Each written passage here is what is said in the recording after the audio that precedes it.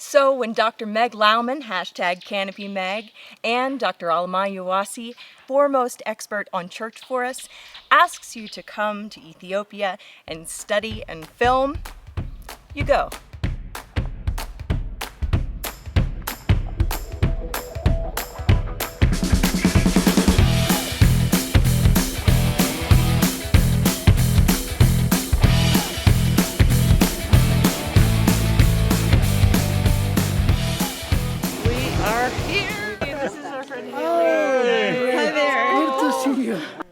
Meg and Dr. Alamayu have been working to promote conservation of the church forest for over a decade.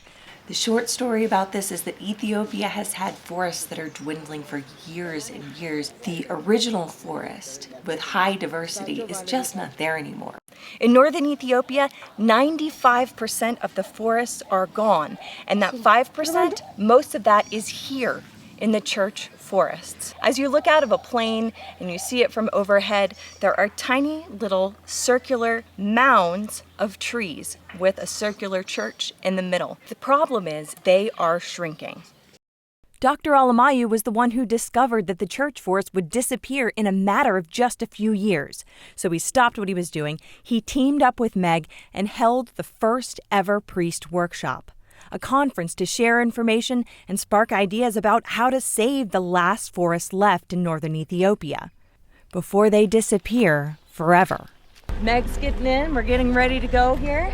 Here we go. All right. Forward. See you at the conference. The priests come from far distances, remote areas, and it's not very easy to get here to the city. The willingness to make the journey, to take the time, shows how committed they are.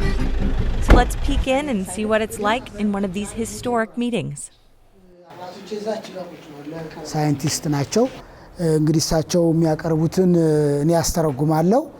I am briefly introducing you. Of course most of them know you. Now the floor is yours. Thank you, and I am very honored to be here today and talk to you about your amazing church forests. And as a scientist, I protect biodiversity. As the church, you protect all of God's creatures, so our message is the same. I'm also grateful to Dr. Alamayu. We have been a partnership for 10 years now because I am the global voice, knowing your forests are so unique to the whole world, and he is the local voice.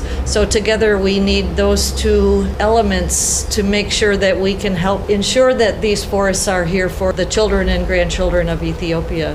Right now, the church forests in northern Ethiopia have less than 5% remaining from your original amount. So when we look with these images from the airplane, we can see that the forest is very endangered. And the last pieces of forest where all of God's creatures reside are in your supervision, your stewardship as the church forest. It's quite a shocking photo, actually. That gives you the responsibility not only of the human spirit, but all of the future of Ethiopia's biodiversity. So 10 years ago, Alamayu and I started working on surveying what lives in your forest. We surveyed the trees and the insect pollinators and the ants and the mammals and the birds. And some of you came to us and said, but wait, these lists of species don't really help us save the forest. They only are a piece of paper. So we realized we needed to do something besides just the science. We needed to do something that would be more actively helping to save these forests. Some of you also suggested maybe we try to form a partnership more than science, but science and religion together. So thank you very much to your Archbishop that we formed a pledge that we would work together to make sure we can provide any kind of resource helpful to saving these forests around your church. And so today we're here to just give you a summary of the value of your forests. We all understand how much temptation there is for people to clear firewood, for people maybe to plow close to the edges or let the cattle graze inside. And over time, a lot of your forests have been shrinking, dangerously close to disappearing. Here's an example, of course, from one of the forests, Debrecina, where we have the tree that used to be in the forest now surrounded by crops. And that tree is so important for medicinal purposes. 5-6 years ago, the first workshop was in Debre trying to think together how can we work as a team to make sure that you do not lose these precious forests. And together, all of you, not me, came up with the solution. This was a beautiful surprise for me. In the second year I returned to Ethiopia, that the Zara church had a beautiful wall and the Debrecina church had a wall in construction. So some of you realized that your stones could make this beautiful boundary to help keep the forest safe from the cattle grazing and keep the forest from shrinking. My role as a scientist is simply to perhaps work from afar using a little technology to share with you and doing a little fundraising to try to ensure that every church with a wall might have some contribution or donation to make sure people know how important it is. I am also a mother, and I think it's very important to think about the future of the church forest, the future of Ethiopia's biodiversity and all of God's creatures. So part of our project together is thinking about how to educate the children about why they need to save the forest. Okay. Now I'd just like to take a moment to reflect on the approach being used here. Dr. Laumann is doing more than collecting data and publishing papers in peer-reviewed journals. But she's actually prioritizing to conserve the forest first. Studying the biodiversity and the forest machinery, that can all be ongoing.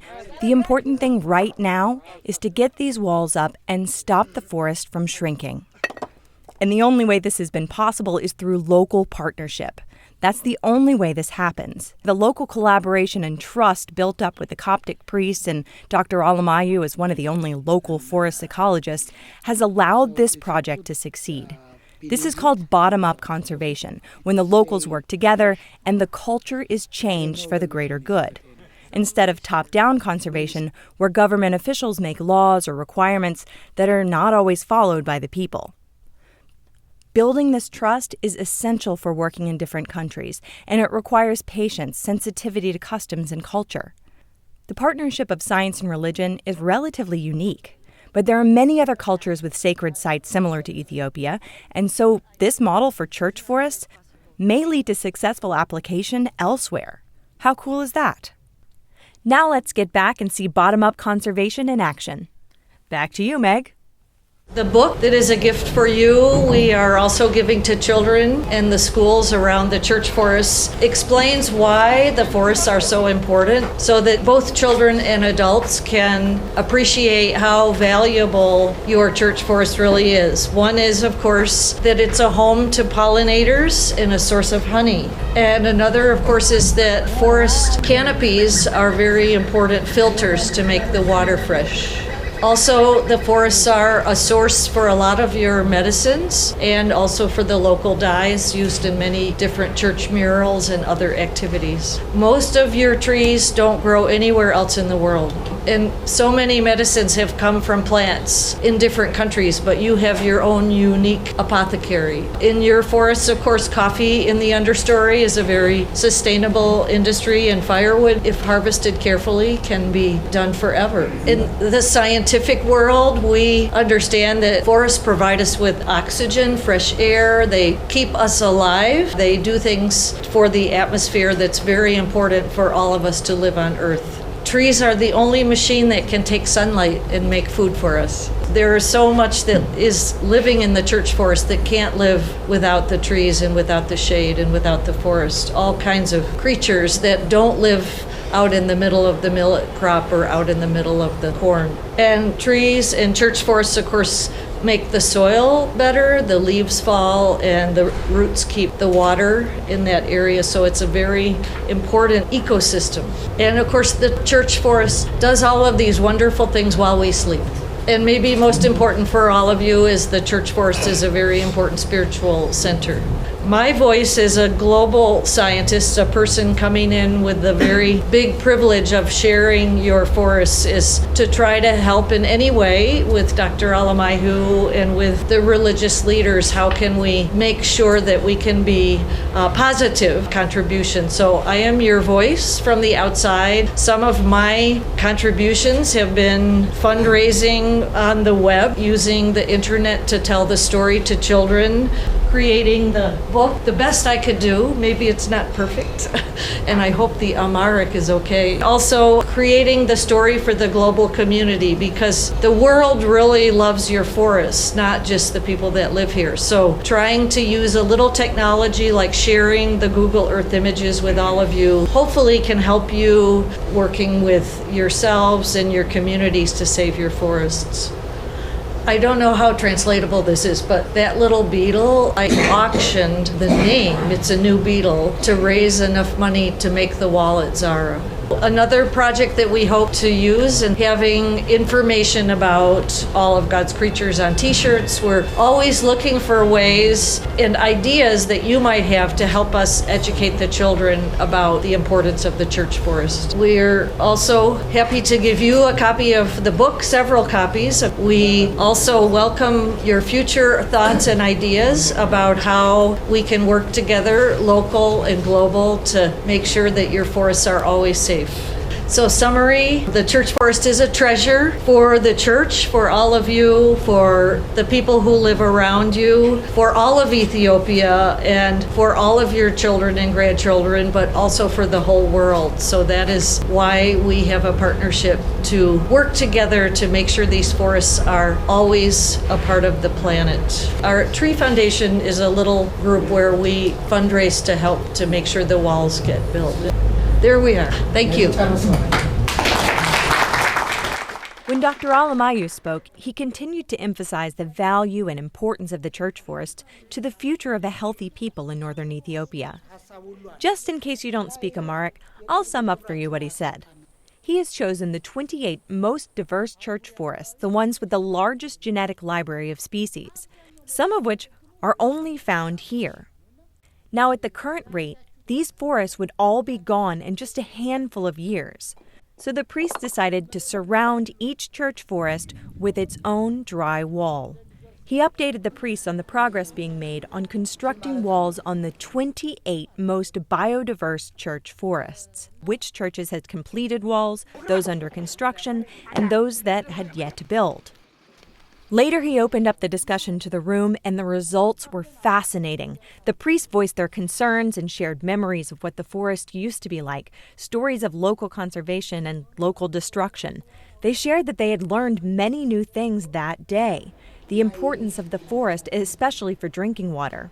Many were heartened by the American case study, since the U.S. had cut 95% of its trees about 100 years ago and has since recovered 40%. They were impressed with New York's decision to buy a forest, to buy the Catskill Mountains with the money they had set aside for clean drinking water, so that the forest could naturally give them pure, clean drinking water.